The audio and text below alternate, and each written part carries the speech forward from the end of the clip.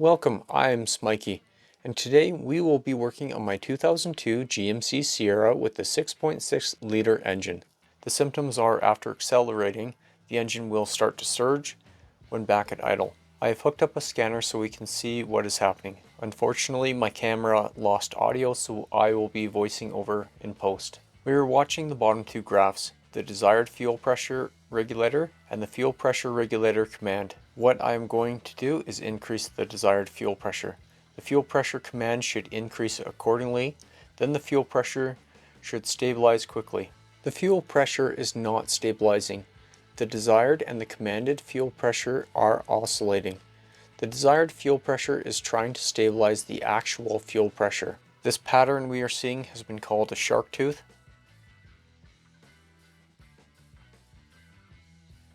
Let me move my selector off so it's easier to see. This is a pretty telltale sign of a bad fuel pressure regulator. Let me roll the intro and we will get into the repair.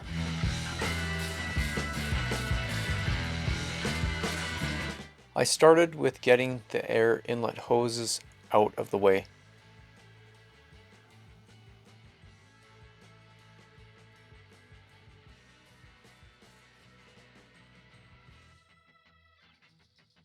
Next, get the belt off. There is a lot of tension in these diesel belt systems.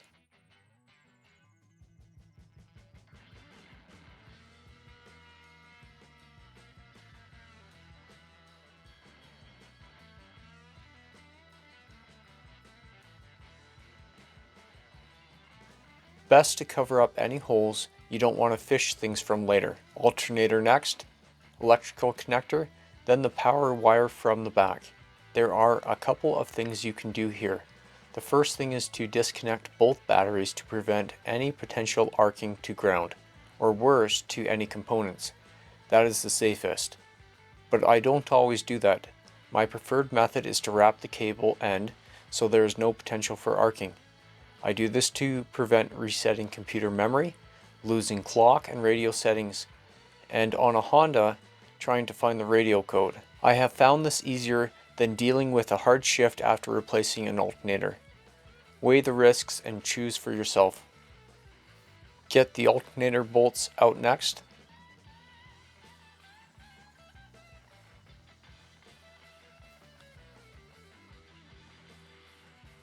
This alternator was really stuck in.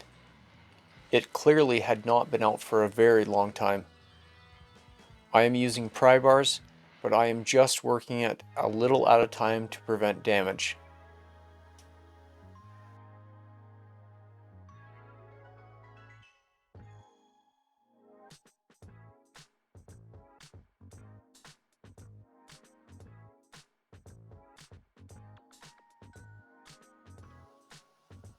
Just gently working.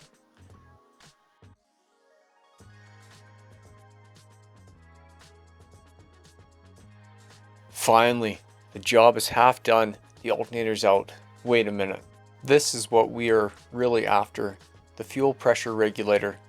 We finally get our first glimpse of it now. This is what we are aiming for. I am doing the AC compressor next, starting with the electrical connectors. I will not be opening the system. This is going to be one of the most handy tools you can get. A small flat blade screwdriver.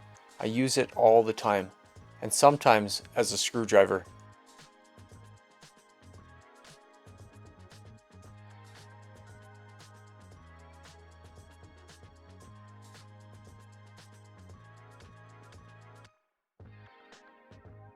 Luckily with the compressor we have enough flex on the rubber hoses to just move it out of the way. I need to get this coolant pipe out of the way starting with this bolt, and then there's one on this bracket.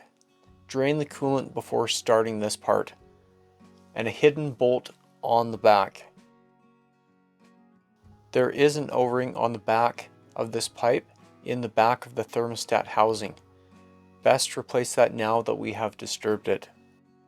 Now we can see the fuel pressure regulator. Here is a tip in hindsight. I should have removed the thermostat housing for more access. Plan to change the 2 thermostat gaskets and remove it. I didn't and fought the job more than I needed to. There are 3 bolts holding in the regulator. I'm using a 1/4 inch flex head ratchet, a 1/4 inch to bit socket, and a 1 inch to T32 bit. That went into the coolant pan. Like I said, if you remove the thermostat housing, you'll probably have more access than me.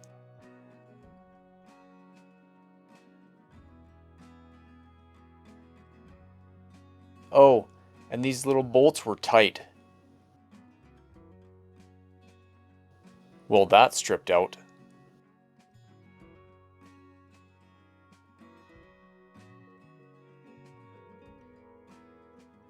The second setup is my 1/4 inch ratchet, 1/4 inch swivel socket, 1/4 inch bit socket, and my 1 inch T32 bit. There is just no room. First bolt out. I'm going to try and show you the bolts. There is a bolt on the bottom where my bit is. Then the one on the top we got out. And one on the other side that looks really nasty. My third setup is a 1/4 inch ratchet, 1/4 inch bit to socket, and my 2 inch T32 bit.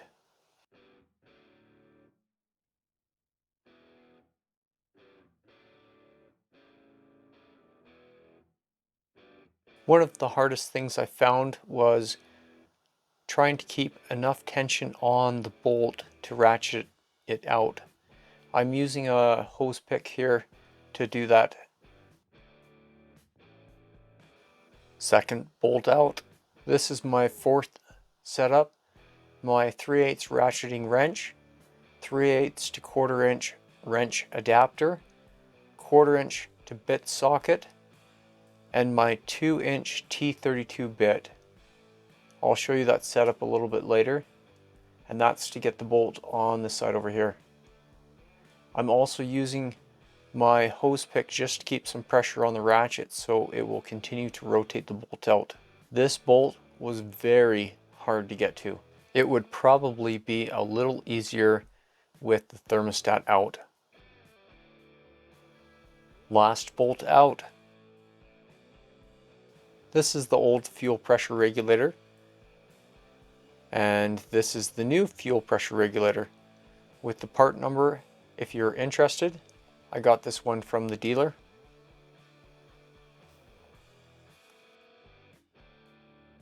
New bolts, and the new regulator.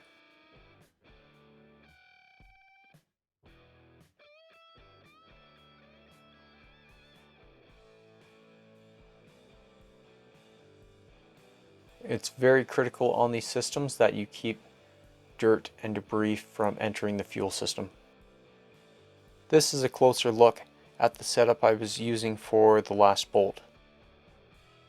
This is the T32 bit, the 1/4 inch to bit socket,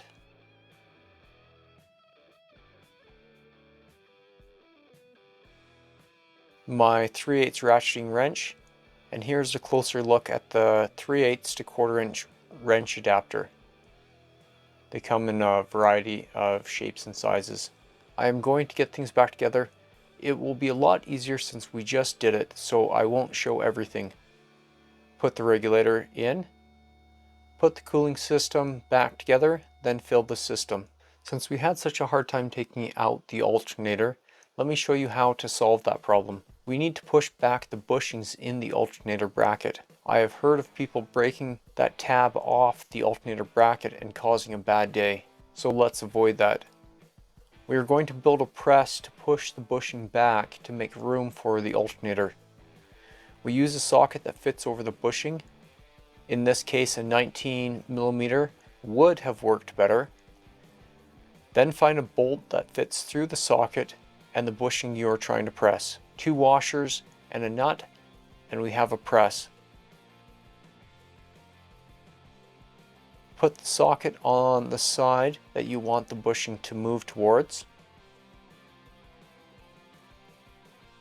A washer on both sides of the bolt. Then your nut.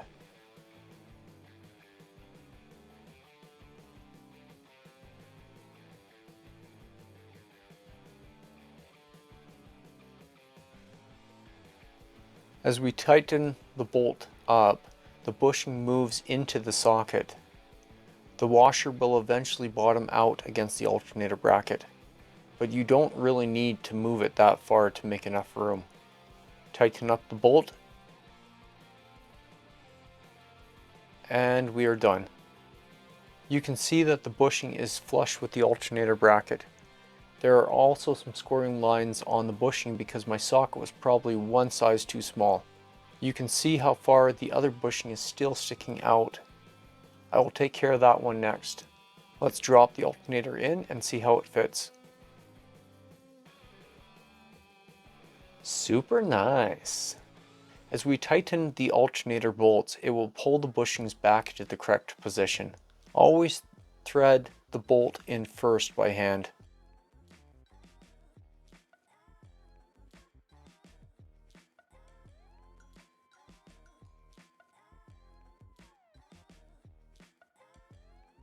We need to prime the fuel system.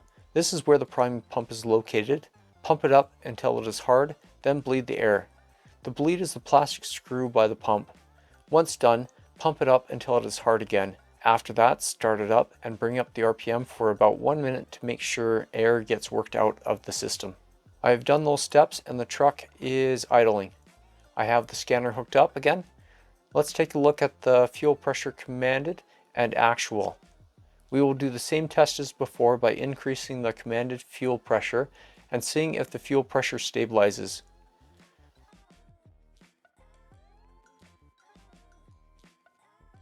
We are watching the top two lines.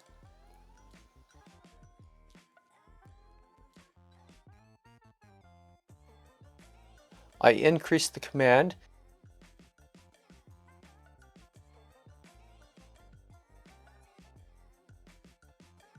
and we had a little spike as it increased, but it is now stable.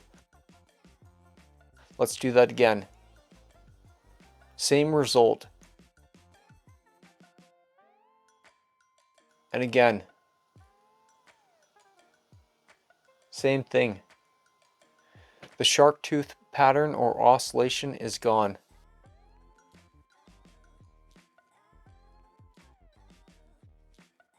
Then if I back off the command,